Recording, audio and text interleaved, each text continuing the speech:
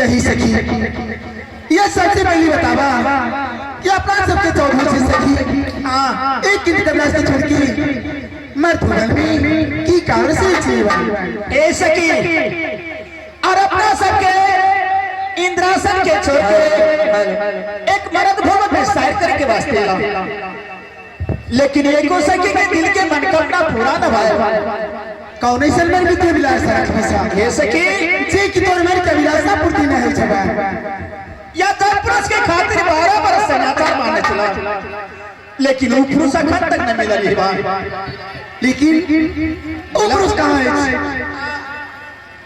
हे सखी बोला और दो पुरुष के खातिर जेकर नाम है गोपीचंद, जो मरद भूमर में जा तो मार दिया तिरंगा गोपीचंद। अच्छा कहाँ पर मिले थे हे सखी और अपना सबके यहाँ शहर में चला धूप कर व्याप्ति करा और धोखा से सब करा के मनोकामना भर मन के क्या है भाई?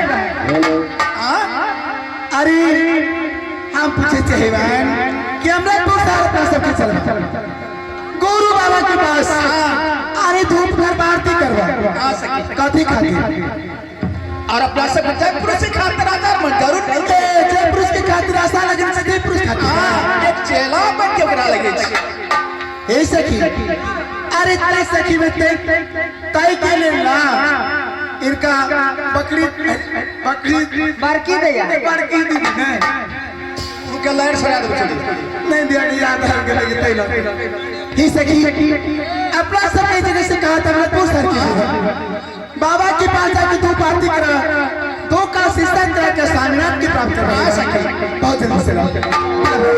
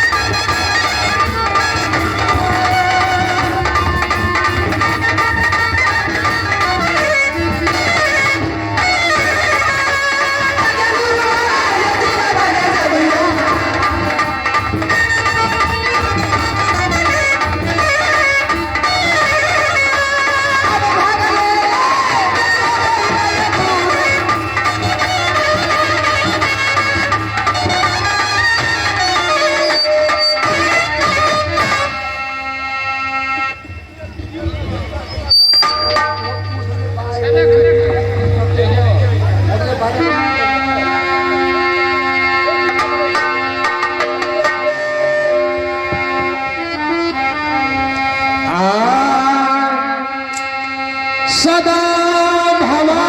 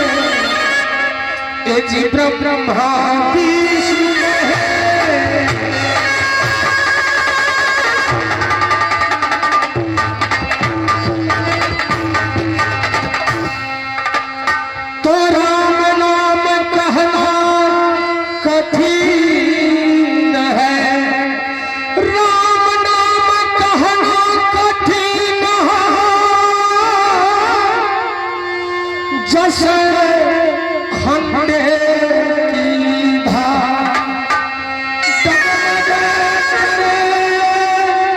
स्ववीर परे ए जी सच्चा उतरे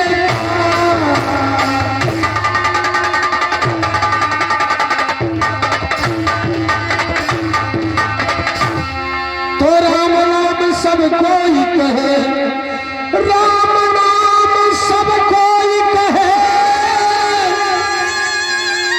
ये जी खग ठाकुर अर्जो बिना प्रेम से रिझे नहीं, ये जी तुलसी नंद किशोर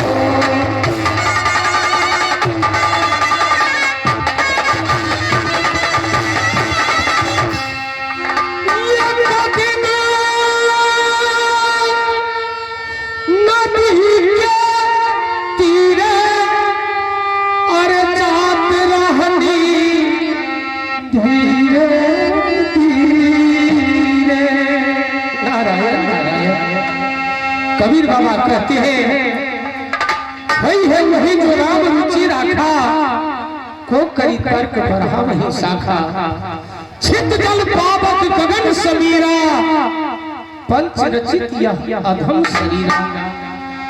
एक दिन ये शरीर को मिट्टी में मिलना है।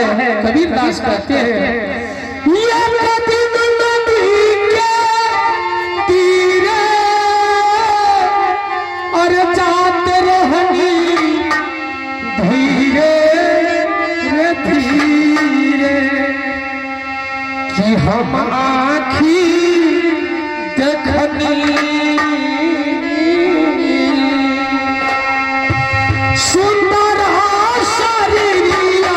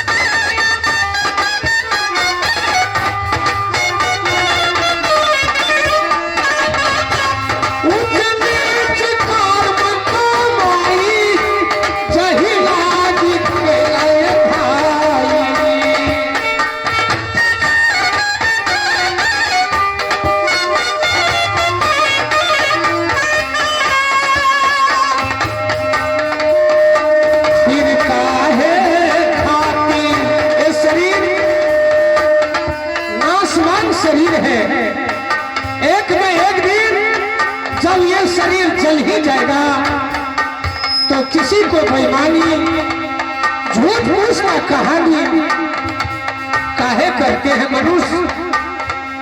कबीरदास जी कहते हैं जब मरना ही है तो सच्चाई पर मर जाओ, झूठ भी बोलना है तो किसी को फांसी छुड़ा दो।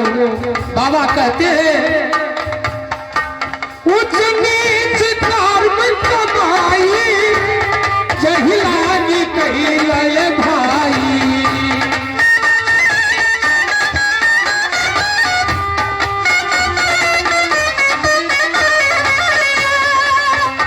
फिर काहे खातिर मनुष्य उच्च नीच कर्म कैला होगा।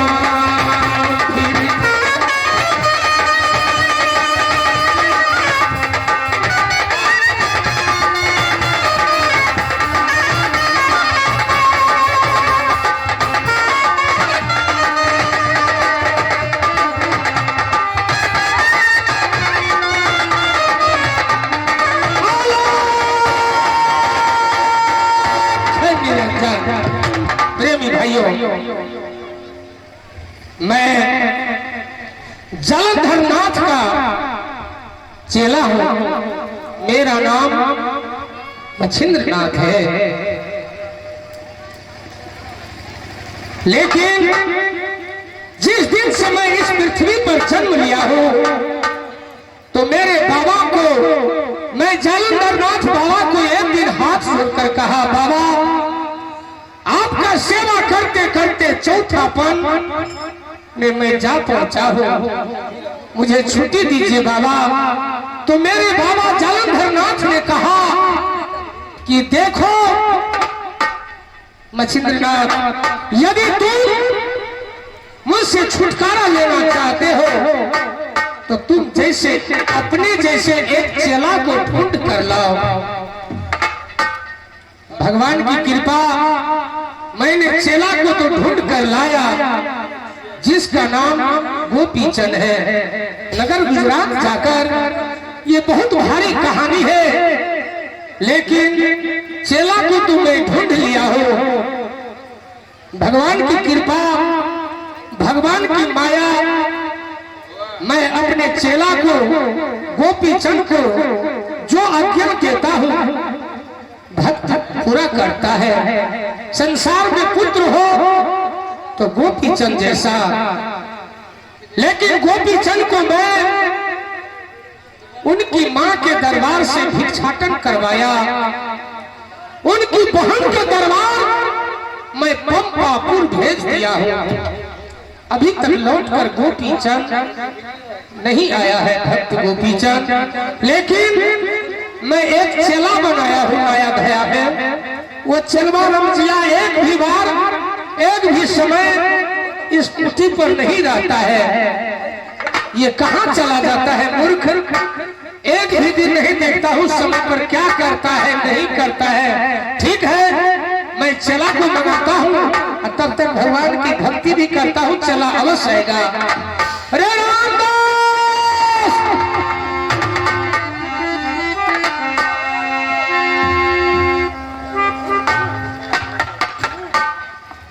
हेलो, तो चंदा तजे न चांदनी, चंदा तजे न चांदनी, सूरज तजे न घाम, बादल तजे न श्यामता, भक्ति तजे न राम। हम नहीं रहबो अही नगरी, सुन के साजनी। हम नहीं रहबो अही नगरी, सुन के साजनी।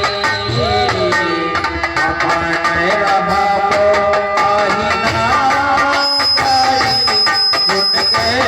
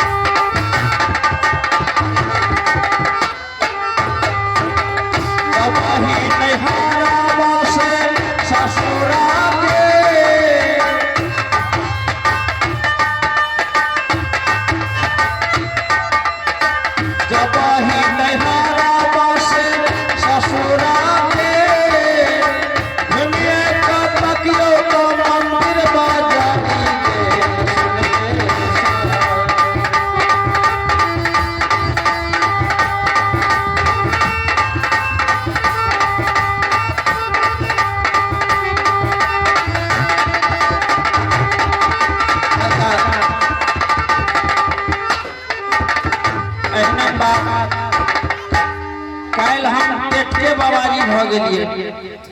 लेकिन कहे छे ने कहत कुम्हार माटि के होला गोढ़िया कहूँ वैष्णव भला।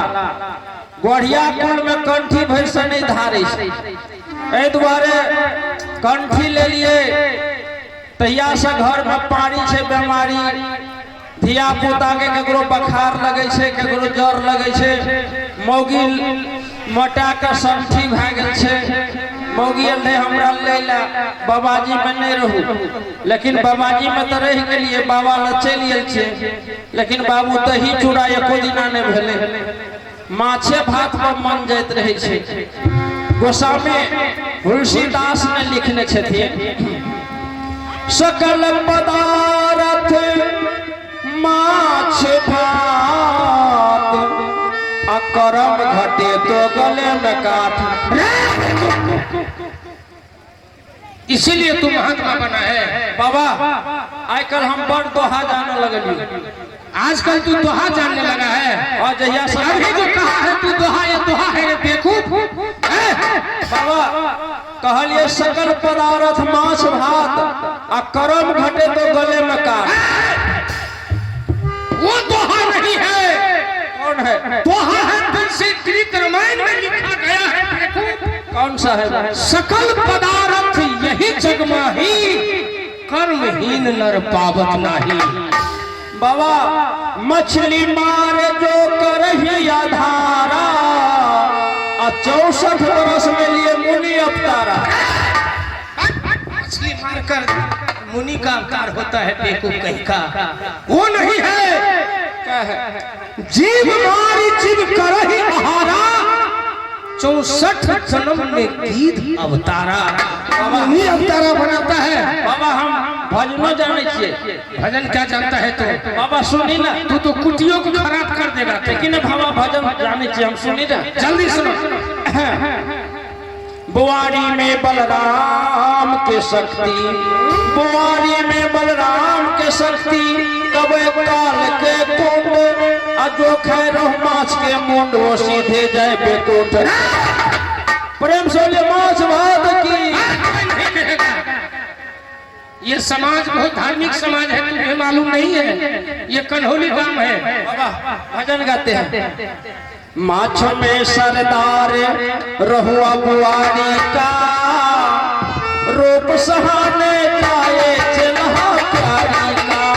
माछों में सरदार रहुआ बुआरी का, रूप सहाने जाए चलहा प्यारी का। कल तुमको निकालेंगे कुटी से।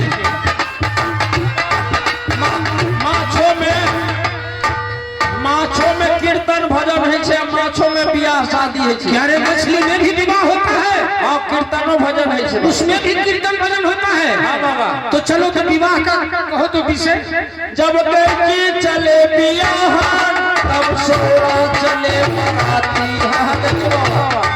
जब कैची चले बियाह तब सोरा चले बराती। बाबा सौरा के बराती देख के कोकरा पीटे छाती, मजा मछुआरी का। जहाने आए चिल्हा प्यारी का, माछों में सरदार रहुआ बुआरी का, रूप सहाने जा। बाबा अच्छा कैची चले बियाहन तो सौरा चले बराती। अच्छा। सौरा के बराती देख कर नहीं रहल गए, कोकरा पीटे छाती। अरे ये किस रामायण से तू सीखा है देखो। अब बाबा अब माछ में देखिए कीर्तन भजन केना है छे। जब ढले ढोल बजाया तब टेंगरा ने गाना सुनाया। क्या कहा? क्या कहा? जब ढले माछ ढोल बजाया तो टेंगरा ने गाना सुनाया।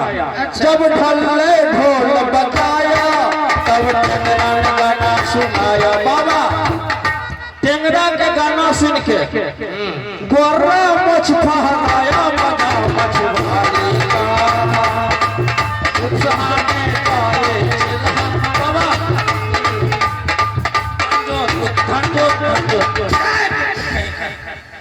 लोग दंडवत करता है तो तुम धनजोत करता है, घरे पर सोता है, अब कौन धान जोतता है? तू तो महात्मा हो गया। बाबा हम महात्मा गांधी हो गए। अरे सुनना क्या बोलो। हम दल में गए बाबा,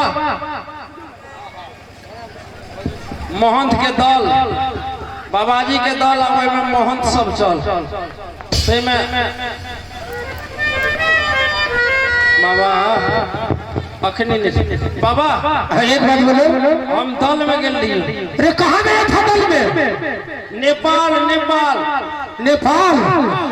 अरे जो वहाँ गए थे हम लोग एक बार पहले भी। हाँ हाँ बाबा, नेपाल में कंचनपुर बेरियल है। हाँ बेरियल तो है। और उससे एक चौक, कौन चौक है वो? धर्मपुर चौक है। नहीं उससे गाड़ी धर्मपुर से गाड़ी है बलुआ।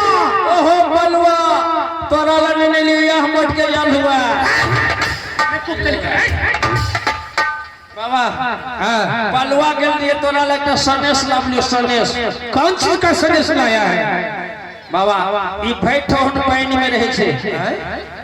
पानी? हाँ ये पानी का सनेश कौन चीज है? घर में मेजन है। मेजन यानी कि आलस आलस।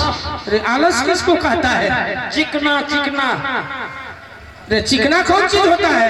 सनेश के मेजन यानी कि बाबा तीसी जिसे कहते हैं। तीसी। अरे वो तो लाया था, गए थे मांग कर 1-2 किलो दिए हैं बच्चा लोग। बाबा उसमें मिला दीजिए और उस सनेश को खा लीजिए तो फोड़ा फुंसी दम्मा टीबी आने की लखवा फौती सब छूट जाएगा, और कुश्ती फूट जाएगा। बाबा घोंगी गिला घोंगी।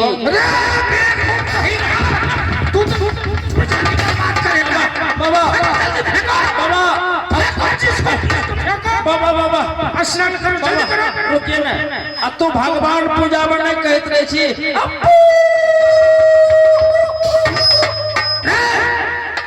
वो तो शंख है, ओकरे धिया पुता छोटका वाला। अलग करो। ओकरे बेटा बेटी छिए। अरे चला रमजिया हाँ बाबा सुनो, जाको रही भावना जैसी प्रभु मूरत देख ही कैसी। चलो कुछ देर भगवान का भक्ति भजन करो। जब हाँ बाबा भजन करते हैं। भजन करेंगे कि चलोगे अपने कुटी पर? अब भजन करते में चलेंगे। चलो भजन करते हुए चलो। जवानी बीती मौज में भजन करबे कहिया, जवानी बीती मौज में भजन करबे कहिया, जवानी बीती मौज में भजन। चलो बाल बचवा चलते हैं।